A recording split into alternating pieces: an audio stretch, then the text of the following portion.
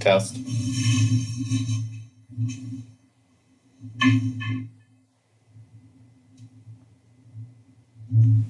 Test.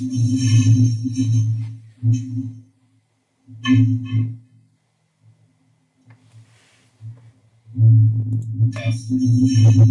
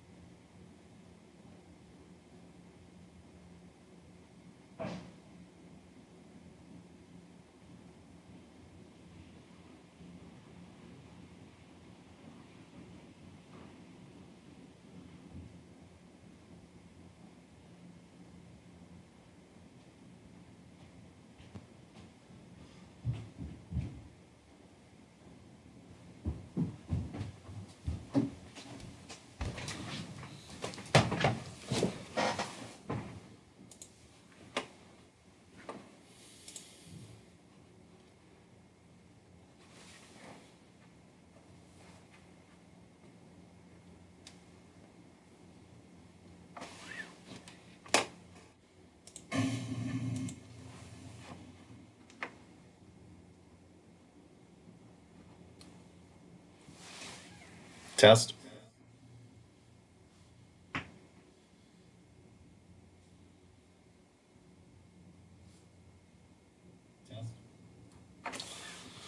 All right, good evening, guys. We'll get started with your review session.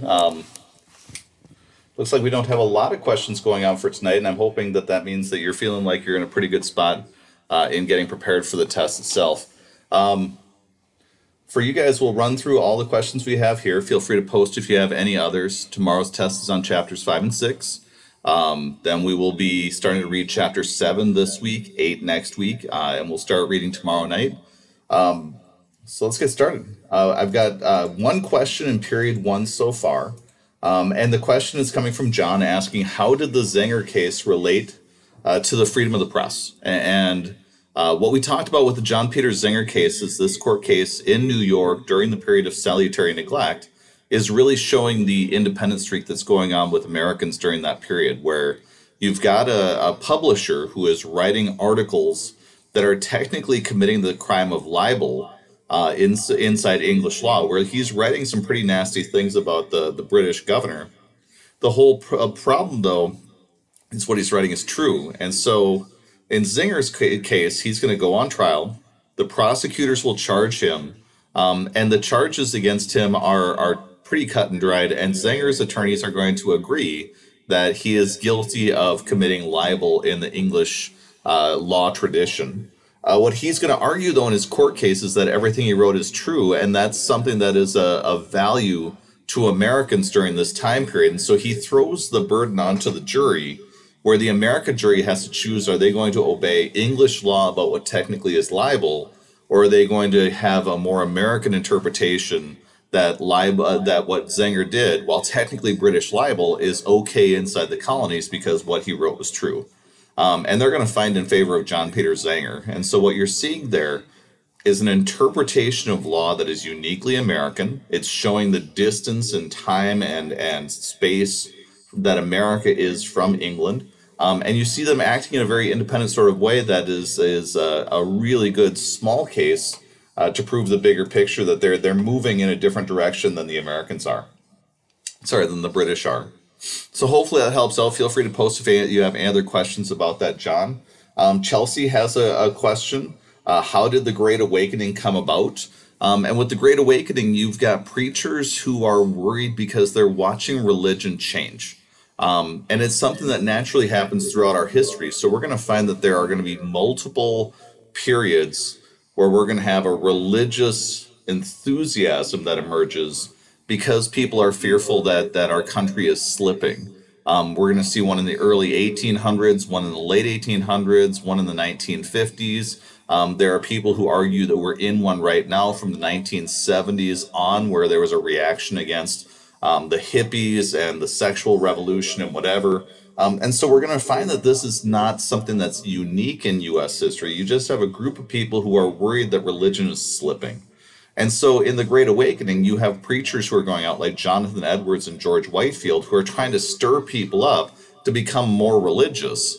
The problem they're going to run into, though, is when they go out, they're bringing out their message to a world where some people are strictly puritanical like they've always been. And these will be the old lights who are stirred into action to become more religious by renewing what was going on when the country first got started and reestablishing what was their first original religious views. Excuse me, my allergies have been terrible today. On the other hand, there are people who are listening to Arminius with his ideas of no predestination, free will, God will forgive you, and that more forgiving viewpoint inside the Calvinist faith is going to lead to new lights who want to split the churches, and we're going to end up with splits in the Baptists and the Methodists and other sorts of groups that are embracing Calvinism, but they're going their different directions, especially since they're all congregational. So that's how the Great Awakening comes about. The after effect that we want to notice is the impact that it has on the churches. It splits them, and then it also makes them so that they can't be an authority inside of colonies, where they can't really crush people's views, ideas, or even engage in like Salem witch trials or whatever, because instead of having one unified church, each of these churches is tearing themselves apart, and they've got different interpretations, which means their power bases are thrown off. There are some people who will argue that that's a great example of revolutionary impulses well before the American Revolution, because the colonists take on the biggest authority figures of their time, and are able to successfully stand up to them and find a situation that they like better than what they had originally. Let me see here. Hit refresh one more time. I see nothing more for period one. I'll buzz back though and see how you guys are doing. Next up is period two. Sophia has a few questions. First of all, who were the Acadians and where did they come from? The Acadians were people who were Protestants from France, who settled in the area of Nova Scotia. And they were driven out of that area by the British, who were angry about what was happening in the Ohio River Valley. The Acadians eventually moved down to Louisiana, where they became known as the shortened Acadians, and that eventually became Cajuns. Let me see here. Second question Sophia has is about the Albany Congress. That was the meeting that was scheduled by Ben Franklin to bring all the colonies together with the purpose of creating a centralized government here inside the United States that wouldn't make decisions about everything. It would just be about creating a common defense force for all the colonies where they could meet together if there was an Indian threat, so that they could then be able to unite their defenses together. And what we find with the Albany Congress, the big takeaway that you're supposed to have from that is that when they propose this idea, England hates the idea of giving America the right to govern themselves, and they feel like that's their responsibility. Meanwhile, the Americans are going to argue that they already get to govern themselves, and they're fearful that if they create a central government here in America, that could then become dominant over each of the colonies. So the reason why the Albany Congress is in there is it's Ben Franklin attempting to create this central government to try to help out with defense. And you're going to find that in the next upcoming chapters, when we create the Articles of Confederation, that will become our government that does during the American Revolution what Ben Franklin is picturing for America at this point. So they don't do it yet, but it'll become their model for what they're going to do in just a bit. Sophia also has a question about the British regulars. Those are just regular infantry. So when you think about what's going on with the war, you have redcoats, your British regulars, who are trained military people, but then they're also using the militia or the Minutemen here in America to be their defense force, where the farmers at a moment's notice can pick up weapons and defend themselves too. So those are the two different layers of army people that are fighting here in America. Noel has a question about the Great Awakening and who Jonathan Edwards and George Whitefield were. Hopefully, I did a good enough job of explaining that. But Edwards and Whitefield are two religious people who want to try to figure out how to relight the religious fervor that they had when they were trying to create a city on a hill. Their problem is just when their message is received, old lights and new lights will hear the same message and come up with very different visions about how that should be lived out in their churches. And that's why they're going to tear their churches apart. Graham, what impact did the militiamen have on the French Indian War and the Revolutionary War? What we'll find is that the battles are being fought by the British regulars and also the colonial troops that are being sent out with them. And depending on how important they are, really depends on your perspective. The British really thought that they were disorganized, not helpful. Meanwhile, the Americans themselves will believe that they were essential to winning the war itself. We're going to find that during the American Revolution, they're also in play. And so those militiamen are going to be defending areas against British attacks. But then you'll have the regular army led by George Washington during the Revolution, that we'll learn about with like the Battle of Trenton when they cross the Delaware, or Valley Forge. And so you'll have both layers of military that are there. And typically the militia is for home defense. So they're able to pick up their weapons at a moment's notice to either defend against the British attacks or else Native Americans who might be allied with the British. Ella, can I elaborate more on what no taxation without representation was? Sure. So that phrase is going to be more important when we move into chapters 7 and 8.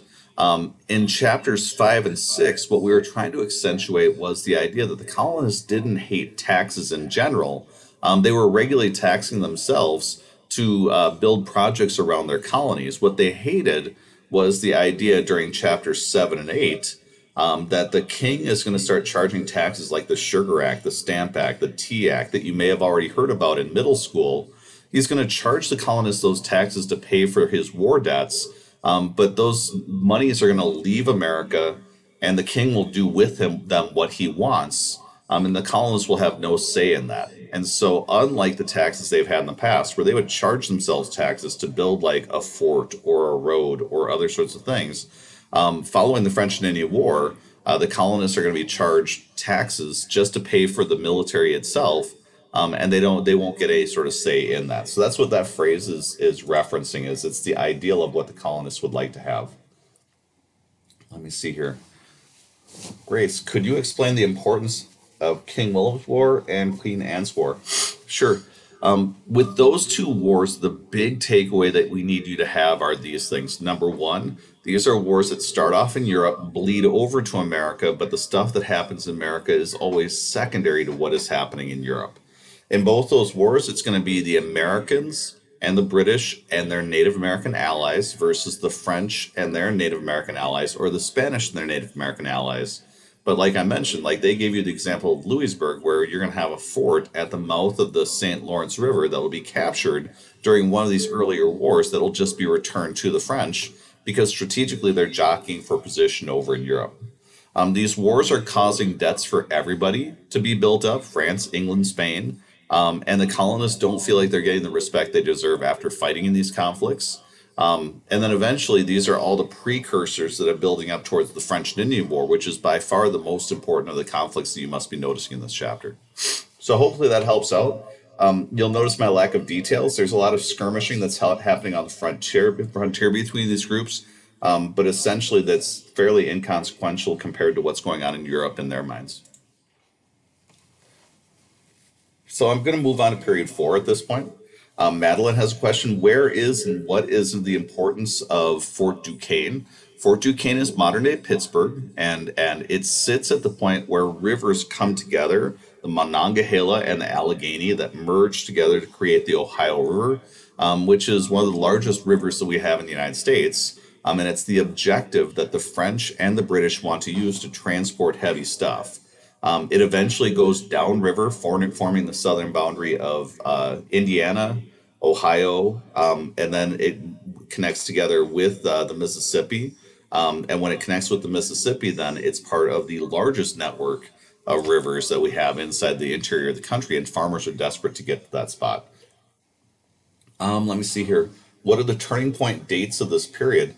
That's tricky. And so when you take a look at chapters 5 and 6, chapter 5 is essentially what's going on in the colonies from their establishment moving forward. And so you're covering a large chunk of time. In chapter 6, the French and Indian War is the turning point. And so it's the moment where salutary neglect is going to come to an end. When it comes to chapter 5, the biggest event there is the Great Awakening, that is seeing a religious change. And especially it's going to allow the Enlightenment that started over in Europe, this period of scientific thinking and using science instead of religion as the method for evaluating the world, that will come to the forefront because religion has been weakened by being torn into the old and new lights. Let me see here. Emma has the same question. What are the main turning points for these two chapters that spark the beginning of the revolution? It's the war itself that's going to create a huge amount of debt that will lead us towards the revolution. And so that's the key that we're looking at when it comes to that topic. Laura has a question. Can I explain a little more about the Paxton Boys and the Regulator Movement? So absolutely. And when you think about them, think about connecting them to what you saw with Bacon's Rebellion, because they're all concerned about the same thing. These are people who are in the backcountry up against the Appalachian Mountains who really want to deal with Native Americans harshly for the purpose of moving them out of the way. And they really hate what's happening on the East Coast because many of those planters are in prime spots along rivers next to the coastline, and they've already eradicated the Native American threat. And so they don't really feel the need to worry about Native Americans at this point, because if the Native Americans do attack, they'll attack groups like the people in Bacon's Rebellion, the former indentured servants, or the Scotch-Irish and the Germans that are in the western part of the states in Virginia and Pennsylvania, or else the people in the backcountry in the Carolinas. So the Paxton Boys and the Regulator Movement are people who are angry at the coastal governments, and they want to have the ability to kill the Native Americans and take their land. And they also resent the fact that people on the East Coast are governing, they're collecting taxes, but they don't seem to be doing anything to help out those individuals in dealing with what they see as a Native American threat. So that's why they're highlighting that for you, is many of these individuals will take the law into their own hands and be brutal with the Native Americans as a result. Zoe has a question. What were the most important parts of the French and Indian War? One of the most important parts, obviously, the way that the war got stumbled into with Washington at Fort Necessity and Braddock stumbling into an ambush, is what starts the war here. But it's part of the bigger 7 Years' War that's going on over in Europe. And the big turning point is when William Pitt, the prime minister, decides to focus more attention than any previous person has focused on America, with the idea of ending the French threat and driving them off the continent. And that's what he does when he takes over Louisbourg up at the mouth of the St. Lawrence River. The two major battles you'll want to notice, Quebec is by far the big one, where the British are able to move in, conquer the capital city, and then when they're also able to take Fort Duquesne, nowadays known as Pittsburgh, named for William Pitt, they're able to defeat the major fortifications the French have. And at that moment, the French realize it's a lost cause. So they'll surrender the rest of their forts, the rest of their territory. They'll give their land west of the Mississippi River to Spain, and France will be removed as a threat. And then when we think about the important turning point, this should be the moment that then allows colonists to move out west, at least in the colonist minds.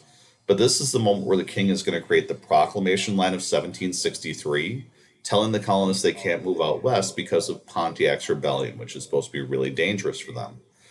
The king is also going to argue that he can't go out into the backcountry and defeat the Native Americans right now, partially because he's got a debt and he wants to deal with that debt by charging taxes to the colonists. The colonists become convinced, though, that he's keeping that Ohio River Valley area for himself because they believe that he's going to use that as a way to get rid of his debt. So they think he's going to start selling land out west to colonist settlers as a way of gouging them for money to pay off their debts.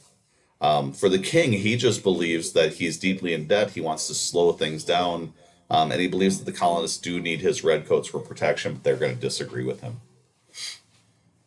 So at this point, I've now gone through the 3 class periods. I'm going to double back and take a look at my class periods again to see if you've got any additional questions. John, what was the Dominion of New England and what did they do? You studied them during chapter 4, the Dominion of New England. The Dominion of New England was created when the King of England decided to revoke the charters for all of the New England colonies from New York up. He installed Edmund Andros as the governor of the colony. He started enforcing the Navigation Acts more strictly until the Glorious Revolution with William and Mary removed him. So that was the previous chapter that we were studying. Although they do hearken back to that when they're talking about social developments in chapter 5. Chelsea, how is the Battle of Quebec significant? So hopefully the explanation I gave you was good for the fact that that was the colonial capital of the French colonies. Maylee's got a question. Do we need to know specific war dates? That is 1754 to 1763 is the beginning to end of the French and Indian War. And 1763 is going to be one of our most important dates to hold on to because we're going to be doing a lot of activities taking us from 1763 to 1775 to explain how did we go from being united with the colony, the British, to being fighting a revolution against them. So do we need to know specific war dates? There aren't specific battles that are so important that we need to pin them down by date, since essentially it's the focus of the war here in Quebec and Fort Duquesne that are the turning points, and they lead to the ending. John, the Edict of Nantes is going to be the edict or announcement that's made in France that says that this Catholic country is going to become tolerant of Protestants, and so they're not going to kick them out or abuse them. They're instead just going to tolerate them somewhat. Maylee has a question. Can you explain Jonathan Edwards and George Whitefield's beliefs? It's kind of tricky when you're reading the chapter because they're the ones who are going to inspire the split between old lights and new lights. But these are Calvinists who believe in what like John Winthrop was preaching with predestination. And in their mind, they're going to deliver sermons that are meant to stir people up and return them to the old way of doing things. But their religion, plus what's going on with Arminius over in Europe, is going to convince some people that they want to get really eager about their religion. They just want to go a different direction and reject predestination. And so they're going to end up splitting churches into old lights and new lights, even though that is not what Jonathan Edwards and George Whitefield are hoping for. John has a question. When Champlain befriended the Indians, how did it ultimately lead to the downfall of French conquests in the New World? I don't, I'm not certain I'm following with what you mean by that. So you may want to send a clarification, because for French, what they're going to be doing is they're going to be making alliances with the Native Americans, and that is going to help to enable their fur trading, and also their protection against the British. The thing that's really going to undermine the French is less about like they're befriending the Native Americans and more the fact that there aren't waves of French people coming to Canada and the Mississippi River like they did with the British. And so, because of the system they're going to establish, they're going to start trading. Voyagers will start moving out in the backcountry, and that becomes their normal. And as a result, that becomes the system they have, and they're not going to be able to draw from a large number of people who are fleeing, like we saw with the 13 colonies. And so the numbers of the 13 colonies and their population is going to overwhelm what's going on with the French. Let me see here. I'm looking through period 2, and I see no additional questions. Feel the same about period 4. So it looks like we're done. My hope is that you guys are feeling good for the test tomorrow. And if you do have any questions, problems, I'll be checking email throughout the rest of the evening tonight. And then also, you can buzz by tomorrow if you have any sort of questions. When you come to class, just drop off your notebooks when you walk in, and we will be able to get rolling. Remember also tomorrow night, dive into chapter 7. We'll be reading tomorrow and the next nights, and we'll start working our way into the content on Wednesday. For you guys, hopefully this helped you out. I wish you the best. Enjoy.